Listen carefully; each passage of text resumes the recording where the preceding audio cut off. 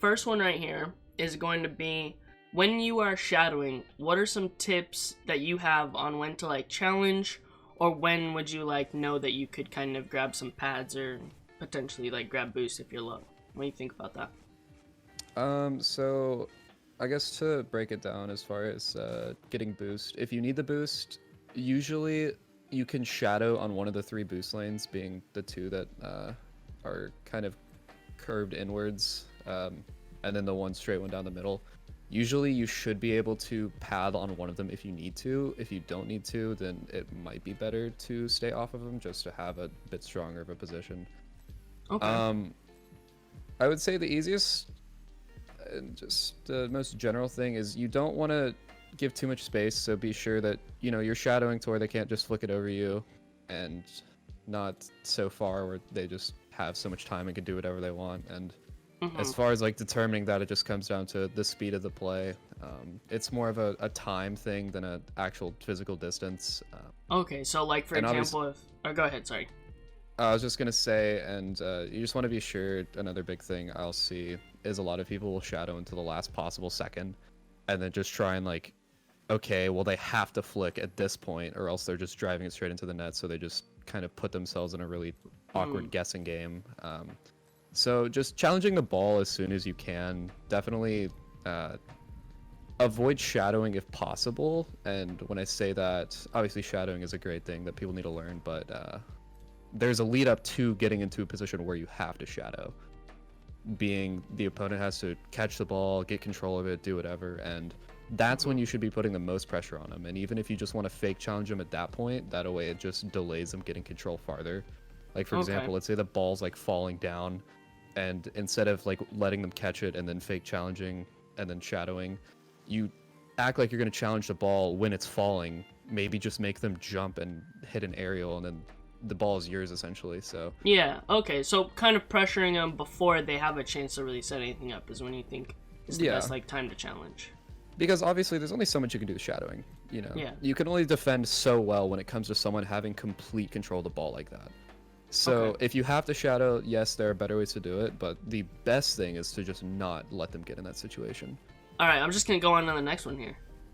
Go for it. Second is the speed kickoff important in champ, or do you think it's more viable at let's just say a higher rank? By the speed kickoff, do you mean like the like speed musty flip kickoff that Musty popularized? Okay. Yeah. I mean, at the end of the day, a kickoff's a kickoff.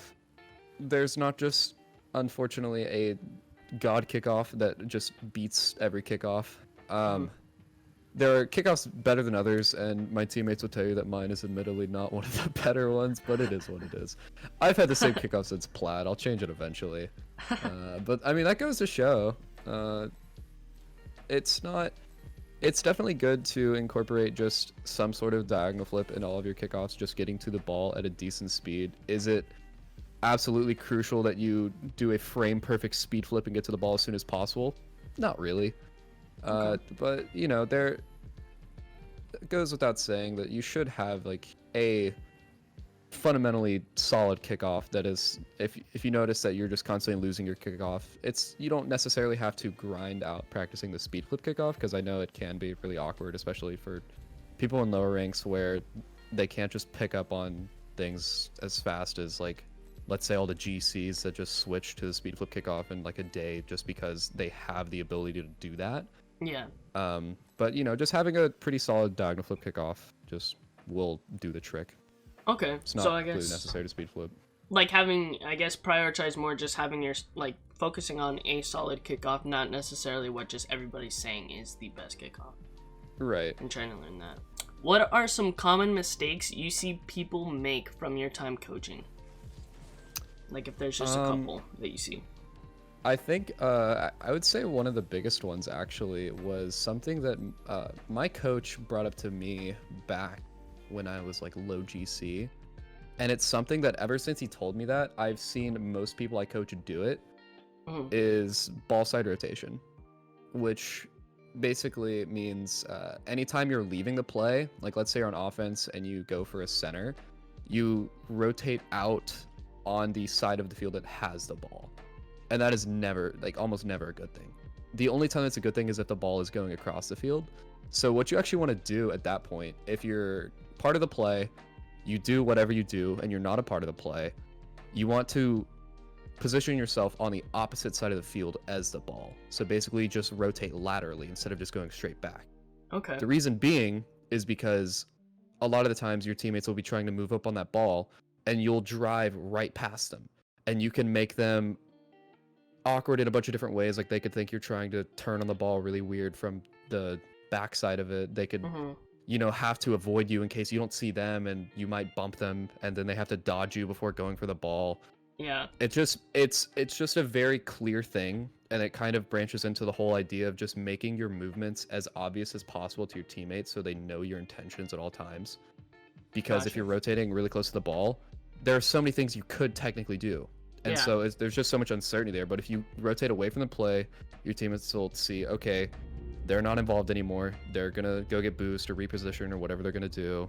No, it's my chance. This ball is mine. And then obviously you just keep that cycle going with everyone on the team. And that's how you have just a really clear rotation. And that's something that it seems so small, but once you actually start thinking about it in game, it's just a really solid change, and you'll notice it. Okay. Yeah, I feel like I mean, I even fall, like, that happens to me all the time. I, get caught in a ball side rotation or something like that, and sometimes my teammate has to think, like you said, trying to avoid me, or like I'm trying to dodge them, and it's like that awkward moment, like when you guys are both trying to like walk past each other, like just in general, and you both go one way and then you both go the other way again, like faking each other out. I feel like that happens a lot too, so I think that's a crucial part too. Yeah, I mean, I would honestly call it the offensive version of like rotating near post. It's just a really big thing that people do, and once you change it, it's very helpful. Okay. Any other one, or should I just go on to the next question? I mean, I guess at that point it kind of depends on what rank. Obviously, low ranks are inherently going to make more mistakes, but I guess boiling down, just make sure people know, since I mentioned it, whenever you're rotating back on defense, it's better to swing wider because you have more momentum and you can defend more than that. And when I say swing wider, instead of rotating towards like the near post where the ball's on, just going to the opposite side of the field and swinging in through the back post. Okay. That's something that a lot of the lower ranks I know struggle with, and it's once you start doing that, you'll start noticing more ways of just trying to keep momentum, because that's a big part of the game, is keeping your momentum, whether you have boost or not. That way, you're always playing at a good pace, and you're not going too slow to where you just get caught out. And that's a big, I'd say, step forward in kind of starting that mindset of figuring out ways you can keep your momentum. Or at least that's how it was for me. And I know a couple other people that would say the same thing, where whenever they started focusing on their momentum in game, that was one of the first things they did, is just watching their defense. Because since you're constricted to such that small space, you'll just inherently want to drive slower and move slower and just reposition a little slower.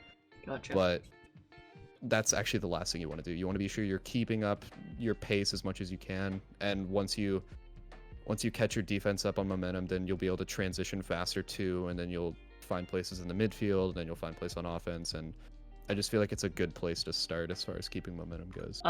What are a few things that you think any or every player should be working on if they want to get better? I mean, there's always things you can work on. One of the things I've said for a long time is, at the end of the day, I'll just use myself as an example. At the end of the day, I'm not winning RLCS without dropping a single goal. Therefore, I am making some mistake. And that can be said about literally anyone that plays this game. Yeah. There are always things that you could technically be doing better. Will you ever get to the point where you win RLCS without dropping a single goal? No. That's silly, but it's just kind of that mindset. I would say a good thing to always work on. I mean, obviously, just any sort of mechanics that you're lacking in, just being sure. I would say the most general thing that anyone could technically work on that I mentioned earlier is speed. The main difference between any sort of rank is just playing faster. And so in order to reach the next rank, you just have to play that much faster. So I guess by definition, if there were to be one single thing that everyone could work on, speed, consistency. I mean, it's just pretty general at that point if you want to reach everybody. Yeah, And yeah. if you break it down into the different ranks, obviously you'll have more You could definitely like, put a lot specific more. points. Yeah, But just to cover everything. yeah, just speed, general consistency, which speed you'll get from just paying attention in your games, seeing where you're going slow, and figuring out how you could handle those situations and keep your momentum. And then consistency, that just comes down to training, whatever needs training. You know, if you're struggling with like power shots, aerials, whatever, just Focusing on train. those and working on them. There's one way to get better at any sort of mechanics, just train, figure it out. Try it out.